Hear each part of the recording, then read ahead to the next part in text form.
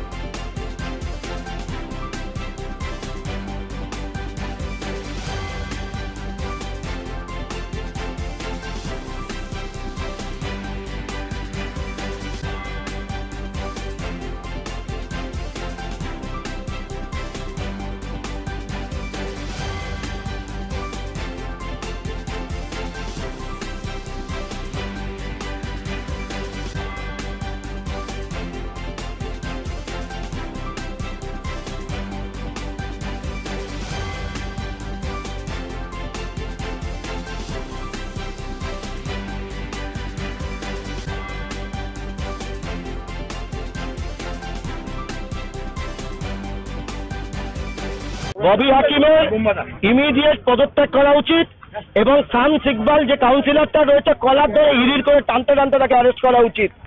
21শে জুলাই না কোন একখানে দেখলাম তৃণমূলের প্রোগ্রামে সেই যে প্রমোটার সে তো ফ্ল্যাগ নিয়ে নাচছিল ওখানে সেই মিছিলে।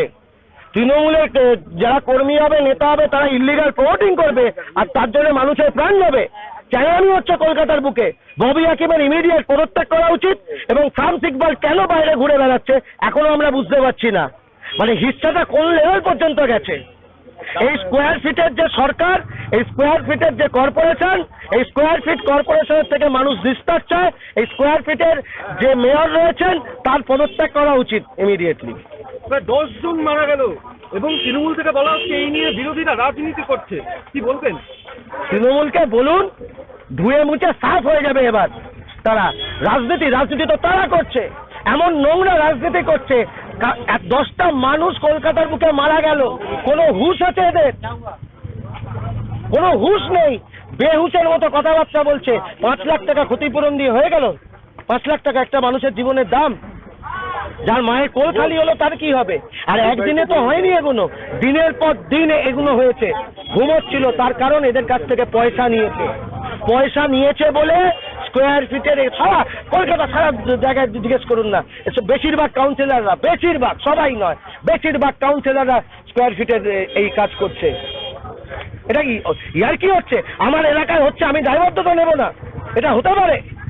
মেয়র নিজের বিধানসভায় হচ্ছে, তিনি দায়বদ্ধতা নেবেন না? কিসের জন্য মেয়র হয়ে রয়েছেন? পদত্যাগ করুন, বাড়িতে বসে ঘুমান। কালকে ফিরহাদ হাকিম বলেছেন যে এগুলো ইঞ্জিনিয়ারিং ডিপার্টমেন্ট জানে, বিল্ডিং দপ্তর জানে, মেয়র বা কাউন্সিলরের পক্ষে জানা সম্ভব নয়। ওনারই তো অন্য একজন পদাধিকার, তিনি তো আবার ডেপুটি মেয়র, তিনি তো তার বিরোধিতা করেছেন। তাহলে ওনাদের মধ্যেই দ্বন্দ্ব রয়েছে যে কোন কথাটা সঠিক। দায় নেওয়া উচিত, যার এলাকায় হয়েছে তাকে দায় নিতে হবে। আমি দায় নেব না বললে হতে পারে না।